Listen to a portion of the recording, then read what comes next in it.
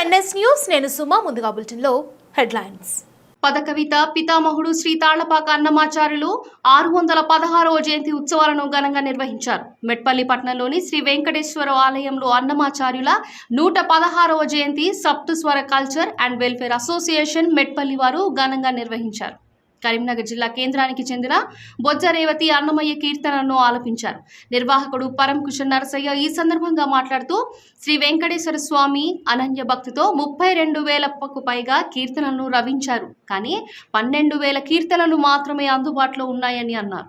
భక్తి సాహిత్యం, సంగీతం, శృంగారం, భవలాలత్వం ఉన్నాయని, అన్నమాచార్యుల కీర్తనలు దేవదేవుడైన వెంకటేశ్వర స్వామికి అత్యంత ఇష్టముగా వినేవారిని 2011 నుండి మన మెట్పల్లి పట్టణంలో ప్రతి సంవత్సరం అన్నమాచార్య జయంతి రోజు ఉత్సవాలు జరుపుకుంటామని, తెలంగాణలో చాలా అరుదుగా జరుపుకునే ఉత్సవాలలో ఇది ఒకటిగా భావించి మున్ముందు అన్నమాచార్యుల కీర్తనలను దశాదిశలుగా వ్యాపింపజేయాలనే సంస్థ యొక్క ఉద్దేశంగా కులమతాలకు అతీతంగా అన్నమాచార్యుల జయంతి ఉత్సవాలను జరపాలని కోరారు.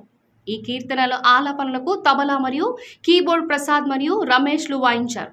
ఈ కార్యక్రమంలో organizing secretary ND Sabir Hussain, Shikari Ramu, Rakshith, Mattela Gangadhar Sanjeev, Rangu Srinivas, Mattela Radhika, Eligeti Jyothi, Maruthi, AR Rahman, Murali, Ramanujan తదితరులు పాల్గొన్నారు.